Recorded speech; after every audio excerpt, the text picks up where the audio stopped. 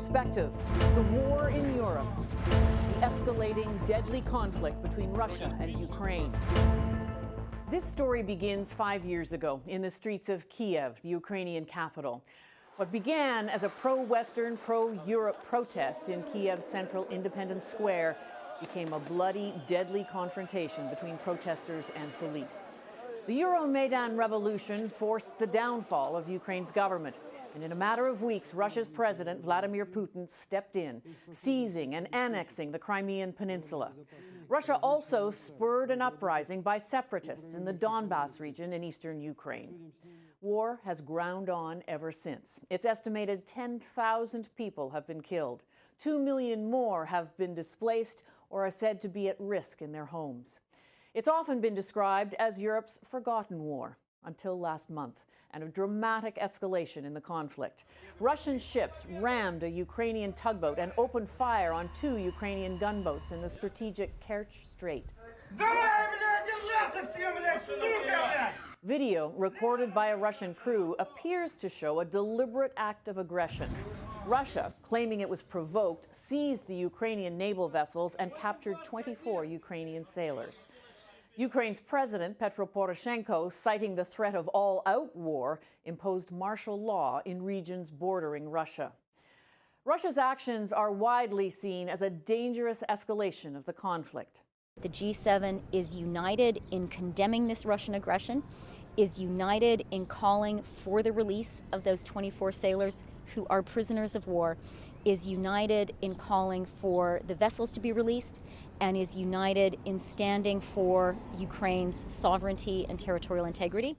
On the program this week, a look at what's at stake in this crisis, the politics behind it, and what might be next. We begin with Alec Luhn. He's a reporter with the Telegraph newspaper who was recently in Ukraine. We reached him in Moscow.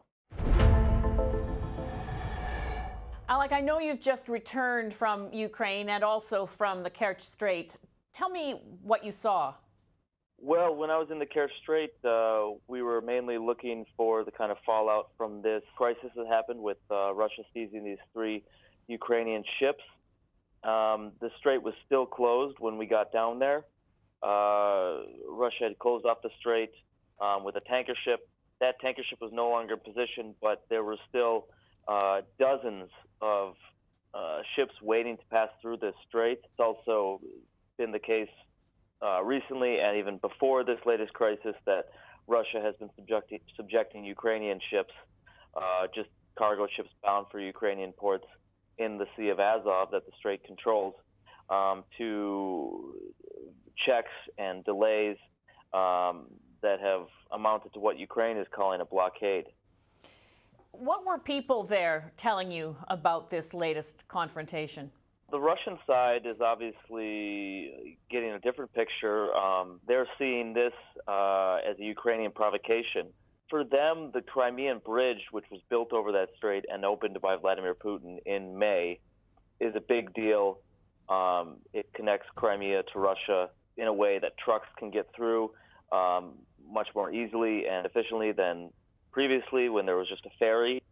And I remember one local telling me that, we have to be vigilant. We can't let the Ukrainians destroy this gem that we have here, and he was referring to the bridge. And there have been reports by various Ukrainian radicals, calls for Ukraine to attack the bridge, not from anyone in power, but those calls have been made by certain nationalist elements in Ukraine, and that's been picked up by the Russian media. So there is definitely a big security concern around the bridge on the part of just locals and also the Russian government. Tell me a bit about the politics involved here, both from Putin's perspective and Poroshenko's perspective, because now also not only is there debate around what actually happened in the strait and how that's perceived, but also about the politics behind it. You can't separate this incident from the politics on both sides, and in some ways, in the political sense, it's turning out a little bit better for Ukraine than for Russia. Ukraine was quick to accuse Russia of an unprovoked attack, and it declared martial law in several regions, kind of suspending normal civil rights. the president called up the reserve, and every day now, I mean, it happened again today, and it's been happening all this week. The Ukrainian president has been coming on national TV dressed in camouflage, visiting military installations, meeting with foreign military allies, including the commander of Canada's armed forces. You know, it's not hard to see why he's doing that, because he's up for election in March, and he's currently trailing in the polls to Yulia Tymoshenko, the former prime minister, who even herself came out to attack the president's martial law that he implemented as a well, she came out and wondered aloud if this wasn't some sort of political ploy. On the Russian side, you know, different picture. At first, it looked like this might be also a good way for Putin to boost his ratings, which have been flagging slightly after a controversial pension age reform that saw the pension age increased here in Russia. But then, of course, Donald Trump canceled his meeting with Putin at the G20 summit last weekend, which was a big blow to Putin. And, you know, of course, taking the U.S. politics into account, that was probably not just because of Trump's concern for the Ukrainian sailors that have been captured by Moscow, but also because of the revelations that he was pursuing a real estate deal in Russia well into the 2016 campaign. Tell me, what will you be watching for now in this story? The big question is whether there is any truth to these Ukrainian allegations that this attack on their ships was just a precursor to some sort of bigger Russian military operation. President Poroshenko in Ukraine has said several times that he has intelligence showing a major Russian troop buildup on borders, and that there's a grave threat of a Russian invasion. I kind of am skeptical about that because in the past, when there have been Russian troop movements on the border, NATO has been the one to publish satellite imagery of those movements that leave little doubt. Poroshenko has just been making these statements without providing much evidence. But, you know, either way, it's interesting because the tensions are certainly there. It's a very tense situation. Russia's been backing separatists in eastern Ukraine. That's a simmering conflict that can be ratcheted up or down at any time.